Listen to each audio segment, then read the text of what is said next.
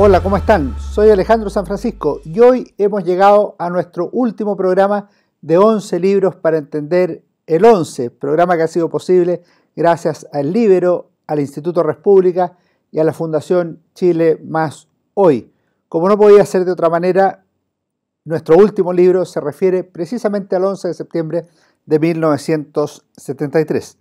Ascanio Cavallo y Margarita Serrano. Golpe, 11 de septiembre de 1973. Las 24 horas más dramáticas del siglo XX. El subtítulo del libro que comentamos es notable y no se aleja de la realidad. En buena medida, el 11 de septiembre de 1973 no solo permitió vivir a Chile unas horas dramáticas, sino que fue tal vez el momento más decisivo en la historia de Chile contemporáneo. Al respecto pasa algo curioso. Desde hacía meses la prensa y los dirigentes políticos hablaban de una eventual guerra civil o de un golpe de Estado, de un enfrentamiento inevitable incluso. La Iglesia Católica advertía las noticias de que se estaba armando la población civil y el presidente Salvador Allende convocó un gabinete de seguridad nacional en agosto. Y sin embargo, el 11 de septiembre parece haber tomado a muchos por sorpresa, a otros tanto desprevenidos y literalmente desarmados. Por su parte, gran parte de la izquierda más belicosa y vociferante se vio rápidamente derrotada y sin capacidad de reacción, ni política ni militar, con todo lo que ello implicaba. Sobre ese día crucial es este libro de Ascanio Cavallo y Margarita Serrano, Golpe, 11 de septiembre de 1973. Por cierto, no es el único que se refiere a esa fecha, sino que podríamos mostrar otros que por diversas razones tienen interés. Desde luego se encuentra la obra del general Augusto Pinochet, el día decisivo 11 de septiembre de 1973. Tiene varias ediciones. También el trabajo de Ignacio González Camus, El día en que murió Allende, de 1988, de Patricia Verdugo, Interferencia secreta, 11 de septiembre de 1973. Acaba de aparecer 11 de septiembre, esa semana, de Isabel Allende Bussi, hija del presidente Salvador Allende. Y hay tantas otras obras al respecto. Por otra parte, es interesante revisar la producción de Ascanio Cavallo a través de diversos y muy buenos libros que han permitido cubrir el periodo 1973-2010, en obras que pueden leerse con provecho hasta el día de hoy. La historia oculta del régimen militar, en coautoría con Manuel Salazar y Óscar Sepúlveda. La historia oculta de la transición 1990-1999. La historia oculta de la década socialista 2000-2010 con Rocío Monte. Y también debemos recordar otro libro que hicieron Ascanio Cavallo y Serrano, El poder de la paradoja, 14 lecciones políticas de Patricio Aylwin, que es una larga entrevista al expresidente de la República. En el caso del libro que comentamos, Ascanio Cavallo y Margarita Serrano estructuran su obra en 8 capítulos en los cuales los diversos temas políticos, militares, humanos y de contexto se van entrelazando para explicar la gestación y desarrollo del golpe militar del 11 de septiembre de 1973. La sangre de los generales de 0 a 3 de la mañana. La noche no tendrá luna de 3 a 6 de la mañana. El último balcón de 6 a 9 horas. El fuego y la posteridad de 9 a 12 a mediodía. El rostro de la derrota de 12 a 15 horas. La tarde boca abajo de 15 a 18 horas. La vida como casualidad de 18 a 21 horas. Y finalmente la profundidad de la penumbra de 21 a 24 horas. Como se puede apreciar con la lectura de este índice, en la práctica emergen las horas previas al golpe de Estado, el movimiento militar propiamente tal y las reacciones en la moneda y el mundo de la izquierda. Finalmente, las consecuencias que incluyen tanto la derrota de la UP como la instalación de un nuevo gobierno de las Fuerzas Armadas. Sin perjuicio de ello, me parece que en la primera parte logra una adecuada exposición histórica y un análisis de los antecedentes del 11 de septiembre, que incluyen temas tan diversos como la figura y posición de Pinochet antes del golpe, la deliberación progresiva al interior del ejército, en la disputa por la ENU, en las tareas del general Prats, en el Comité de los 15, la situación de la Marina, las dificultades del presidente Allende para lidiar con los partidos de la UP, la posición de Eduardo Frei Montalva, el funcionamiento del Grupo Amigos Personales GAP y otros temas de interés. De esa manera, cuando el libro llega a la mañana del 11 de septiembre, no entramos descontextualizados ni ignorantes de las figuras que serían relevantes en esa decisiva jornada, sino con una adecuada comprensión del proceso que había experimentado Chile en las últimas semanas antes del día D. Las Fuerzas Armadas y de Orden actuaron de manera unánime entre las 4 instituciones, el Ejército, la Fuerza Aérea, la Marina y Carabineros. En esa ocasión, actuaron con determinación, sin dar posibilidades reales a un contragolpe de los partidarios del gobierno, cuestión que se puede apreciar durante la mañana, cuando todavía se discutía la posibilidad de enfrentar militarmente al golpe. La Marina logró un rápido control de Valparaíso. Por otro lado, la Fuerza Aérea tenía preparados los Hawker Hunter, que pronto tendrían una de las actuaciones más impactantes y recordadas de la jornada, al atacar el Palacio de la Moneda. Sin embargo, la clave estaba en Peñalolén, en el comando de telecomunicaciones del ejército, hacia donde llegó el general Augusto Pinochet a las 7:40 de la mañana. Desde ahí dirigió las acciones del 11 de septiembre. A las 8:42 se leyó la proclama de la Junta Militar, la cual sostenía que el presidente de la República debe proceder a la inmediata entrega de su cargo a las Fuerzas Armadas y Carabineros, debido a la grave situación en la que se encontraba Chile, con una gravísima crisis social y moral, con incapacidad del gobierno para detener el caos y por el constante incremento de los grupos paramilitares. Cavallo y Serrano resumen: la proclama tiene un efecto de devastación en la moneda. Las semanas previas al 11 habían sido de una constante vorágine, con una claridad de acción muy visible en la Armada, una acción consistente en algunos grupos del ejército, de la aviación, la posibilidad, quizá el peligro más temido, de que estallara una guerra civil y las dudas que mantenían algunos sobre el camino que adoptaría Pinochet. Finalmente, una vez decidido, el comandante en jefe del ejército tomó el control y la conducción que tendió a pedir la rendición incondicional por parte del gobierno, así como también dio plazo hasta las 11 de la mañana para que Allende dejara la moneda antes de que ésta fuera bombardeada. Así ocurrió finalmente, como sabemos, a través de ese gran argumento de fuerza que significó el fin de los 1000 días de la Unidad Popular. Es muy interesante la reflexión que hacen los autores. Al menos para el MIR, el bombardeo de la moneda ha funcionado exactamente como esperaban los militares, como una señal tajante de su determinación. A esa altura, era previsible que no existiría una resistencia relevante de los grupos de izquierda frente a los uniformados, lo cual se traduciría en una clara contradicción entre las advertencias, amenazas y declaraciones que habían realizado los dirigentes de algunos partidos gobernistas, que hablaron de violencia, revolución y vía armada, incluso días antes del 11 de septiembre, pero que en la práctica fueron incapaces de preparar adecuadamente un plan de resistencia y que no tenían una fórmula alternativa frente a un levantamiento real, no ficticio ni fácilmente conducente a una verdadera revolución. En materia militar hay una conclusión valiosa. ¿Qué han demostrado los hechos del día? Primero, que el mando superior tiene un poder mecánico impresionante y avasallador, incluso para tratarse de una institución vertical. Segundo, que ese poder mecánico debe tener cierto alineamiento ideológico para resultar integral, es decir, que se requiere de un acuerdo implícito sobre la dirección de las acciones. Esa sería una definición que quedaría para más adelante, que sería decisiva en la verdadera revolución que, sin sospecharlo, se estaba iniciando el 11 de septiembre de 1973.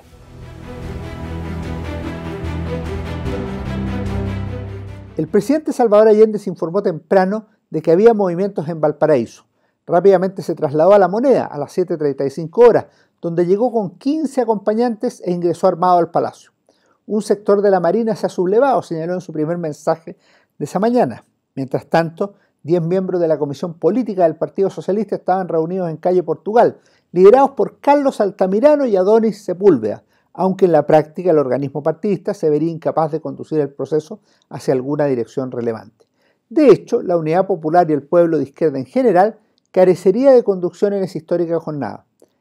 El exministro Hernán del Canto fue enviado por el PS a conversar con Allende, aunque el diálogo se tornó entre penoso y ridículo, pues el presidente les petó que no le habían hecho caso en 3 años, que vieran ellos lo que harían, pues en su caso tenía muy claro lo que debía realizar.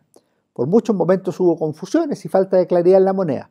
Ciertamente existía la posibilidad de que la sublevación fuera solo parcial, pero al comienzo faltaba información. Después se discutió si llamar a los trabajadores para enfrentar el movimiento militar. Las condiciones para el diálogo con los uniformados también cobró relevancia en diversos momentos.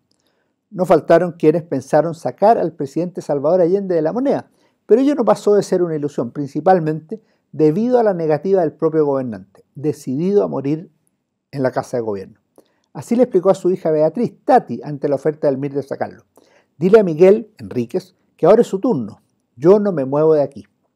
Pronto empezarían las despedidas, porque Allende procuró que fueran saliendo las mujeres primero y luego otras personas, aunque eso implicara ir quedándose más solo en la hora definitiva. A la larga, Allende decidió poner fin a su vida, sin pedir permiso, sin vacilaciones, sin un molesto y obstruccionista comité de la Unidad Popular impidiéndole actuar, sin una oposición intransigente y golpista, como el presidente consideraba a la mayoría del Congreso, opuesta a los cambios y contraria a lo que él había pensado para Chile. Solo, absolutamente solo, podía actuar con libertad después de 3 años. Tras ordenar rendirse a los suyos, gritó su decisión, que fue exactamente la inversa: Allende no se rinde, mierda. Posteriormente, disparó el fusil ametralladora desde el mentón hacia arriba. El presidente Salvador Allende había muerto, agregando más dramatismo a una jornada sin igual. Como sabemos, antes de esa decisión, alcanzó a pronunciar sus últimas palabras, emotivas, profundas, bien logradas y que contenían sobre todo un mensaje hacia la historia. En esas palabras no menciona a la Unidad Popular, tampoco al Partido Socialista, lo que no deja de ser una afrenta. En cambio, tuvo palabras para los jóvenes, para la modesta mujer, para los trabajadores. Fue el discurso, que sería famoso e imperecedero, en que dijo que más temprano que tarde se abrirían las grandes alameas por donde pase el hombre libre para construir una sociedad mejor. Fueron las palabras donde aprovechó lanzar algunas invectivas contra los uniformados, también de culpar al imperialismo norteamericano. Allende no había decidido durante sus 3 años de gobierno, no logró liderar a la Unidad Popular, dejó a un país dividido y al borde de la guerra civil. Sin embargo, ese día emergió un Allende para la historia, carne de estatua, emotivo, lleno de convicción. Algunos dirigentes del MIR, quizá por instinto, porque creían que había llegado su hora, o bien porque pensaban que podían resistir el golpe, se dirigieron hacia la Embajada de Cuba en busca de armamento, pero no fue acogida su solicitud, en parte porque los amigos cubanos no debían contradecir las decisiones políticas de Allende. No obstante, la numerosa representación de la dictadura de Castro tenían orden de disparar si eran atacados, y estaban preparados para ello. Por otra parte, como resumen Ascanio Cavallo y Margarita Serrano, en el incinerador y en el patio de la Embajada de Cuba, los funcionarios se han pasado la mañana quemando documentos. Quizá algo de eso nos ayudaría bastante hoy a comprender el proceso político de la Unidad Popular. Vaya uno a saber. Como era de suponer, empezó entonces una verdadera pesadilla para los allendistas, unipopulistas e izquierdistas revolucionarios.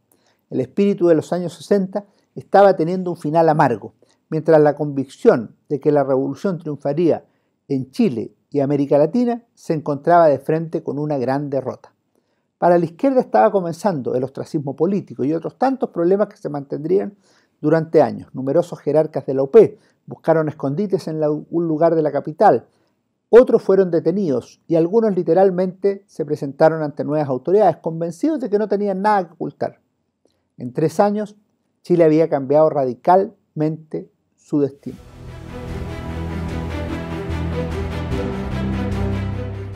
A estas alturas es evidente que la crisis de la democracia chilena no fue un problema que se produjo un día para otro, sino que vivió momentos difíciles desde la Revolución Cubana en adelante, al menos, si podemos citar una fecha. En la década de 1960 hubo una radicalización de la política, una validación de la violencia que tarde o temprano tendría consecuencias.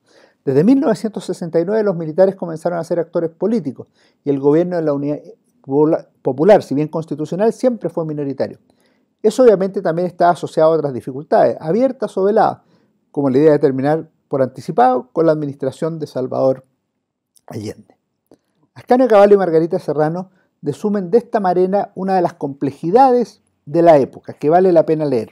Como conjunto, la oposición había perdido la confianza en la democracia.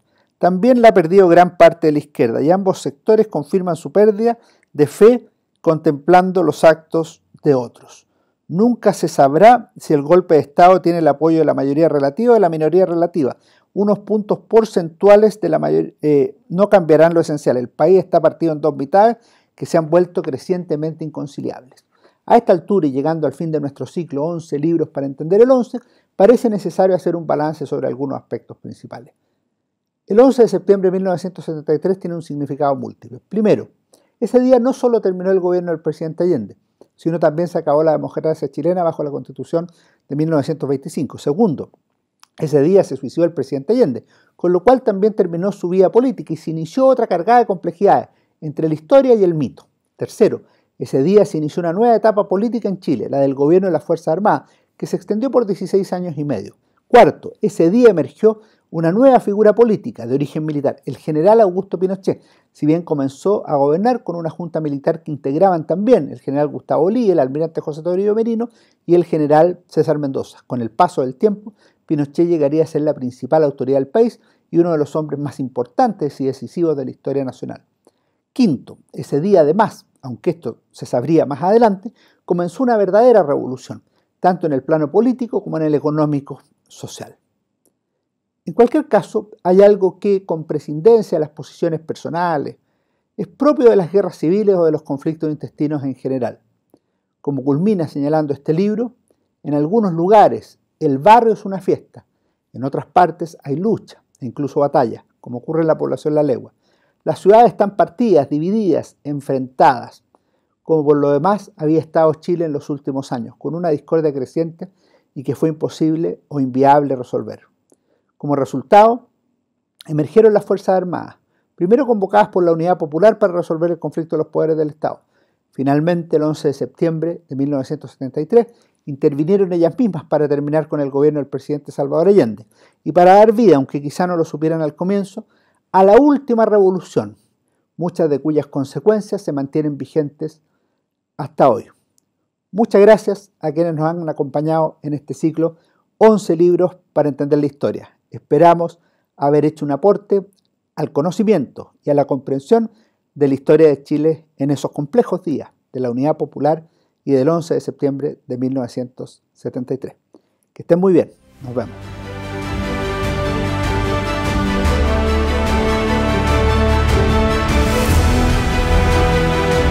El Líbero, la realidad como no la habías visto.